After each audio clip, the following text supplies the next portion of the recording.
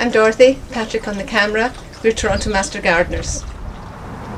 This is a very old cut-leaf false cypress, a Cypress, and I think most people would simply abandon it, dig it out, but it's a bit of a challenge. The top of this was dead, so it was cut down to get rid of the dead growth, but a lot of new growth is coming from the lower part of this plant. And last year we pruned back a lot of the long growth, and what it's done, it has concentrated a lot of new growth in closer to the trunk of the shrub. And what we're going to do from now on each year is actually prune back where we can to make it denser in near the trunk. So I'll take. Can you show me an example? I'll show you an example of one to do. Take here.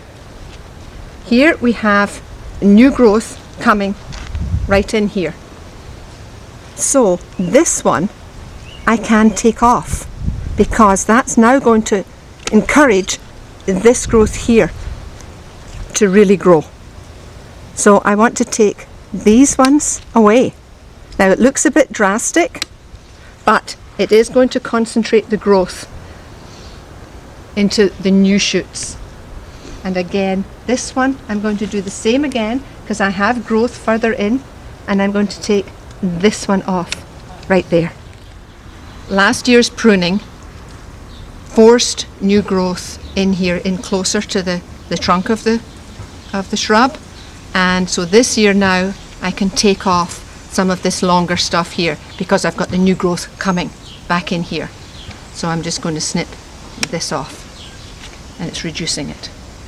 Likewise around here I can now also take this off because again I've got new growth in here. So just doing this overall, I'm going to make it a more compact, fuller shrub, and we're not losing it. So that is how you rejuvenate a really old, very leggy looking false cypress, and we'll just see over the years how we can maybe bring this back to a bit of life.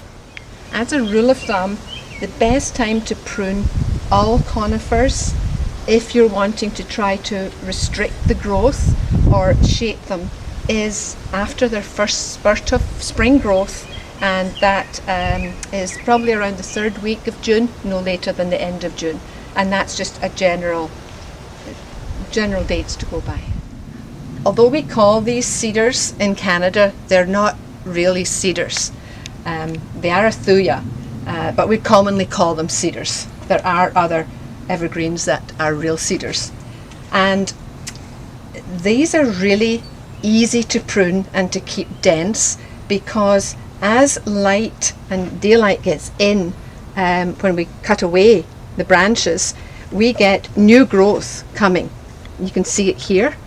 New growth is coming from further back along the branch, or in fact even from the trunk of the tree.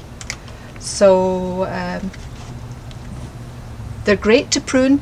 You can't really make a mistake with these like you can with some other of our conifers, and very easy to keep dense by shearing off. Prunings from one plant to another, or one bush shrub to another, always wipe down your secateurs or your clippers with a solution of 1 part bleach to 9 parts water, or with antibacterial wipes, because you don't want to be transferring any disease.